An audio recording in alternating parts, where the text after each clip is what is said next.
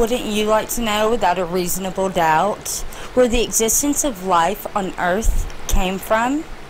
Well, me too. So let's get into it.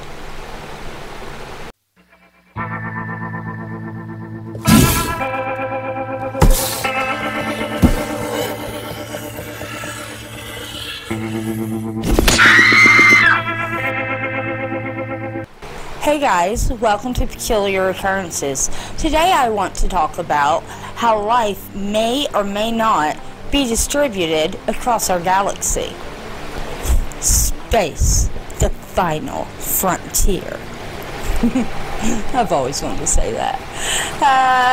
So where do you believe that life on Earth and humankind came from? With a documented world history of over 5,000 religions, we have a lot, and I mean a lot of hypotheses to go by.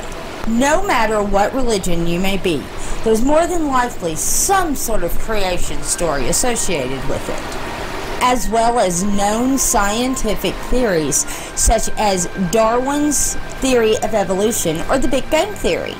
I myself have thought about this question numerous times, more times than I can count, and my personal belief is that, I don't know, maybe an asteroid may have hit Earth that came from someplace else. Who knows where? Maybe Mars. Or maybe the asteroid belt itself may at one time have been a planet and it was somehow destroyed and we were hit with asteroids from there with living organisms on them. Now, here's the exciting part. This is literally a theory that I've thought since I was younger. You may or may not know about this, but turns out this is an actual scientific theory called panspermia. Oh my gosh, I was actually really excited to find out that this is an actual theory that a lot of people believe, including Stephen Hawking himself. Here's the actual Wikipedia definition of panspermia, and I'll let you stop this video and read it if you would like, but it's basically what I just described. It's when an asteroid hits a planet and it has some sort of living organism on it that was strong enough to survive the harshness of space, and when it hits this planet it sparks some sort of life. There is a good chance that we're getting closer to answering these questions. How does life get distributed throughout the universe? Or, if you're religious, then how is it that your God, your deity, distributes life throughout the universe? This could be the answer. Maybe it's not quite how we think. Maybe our minds are just not capable of understanding such things like how life is distributed throughout the universe quite yet. But we are sure as heck on our way to getting there. You may or may not have seen the open letter that Bill Nye made to Donald Trump. It was a video.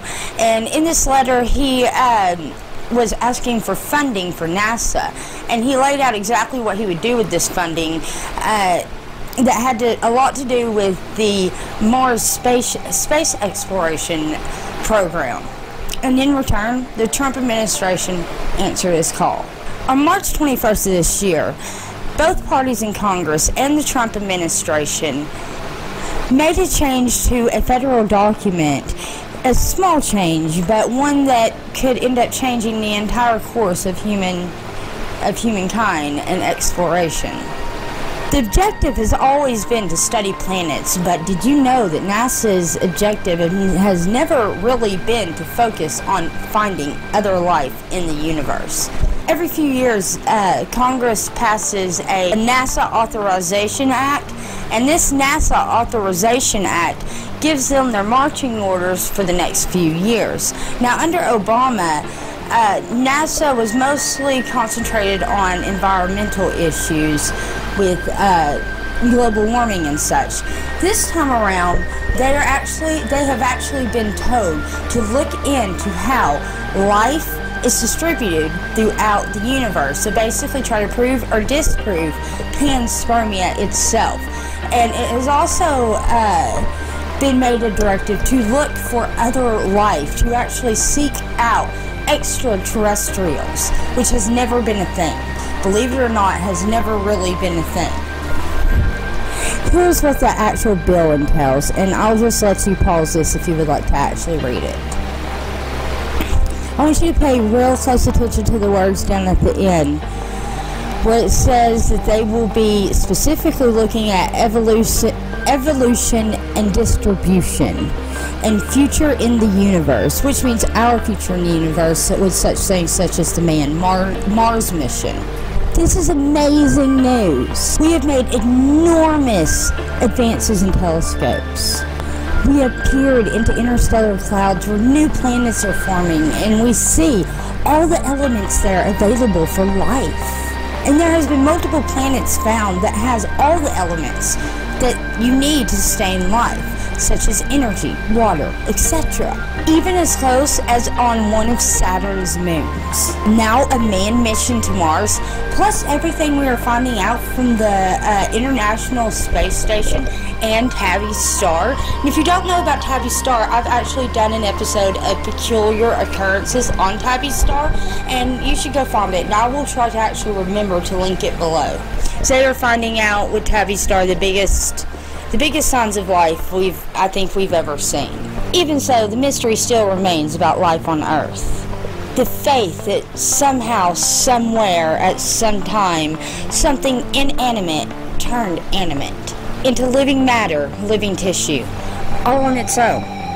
It is a possibility, and even a probability, statistically, that life does exist on other planets somewhere, and we are not alone. Strangely, though, Congress sneakily told NASA that we will find aliens, like they know that they are out there. The Curiosity rover has collected a lot of radiation data to help us learn how to protect our astronauts. And the upcoming Mars 2020 rover mission will study the availability of Martian resources, including oxygen.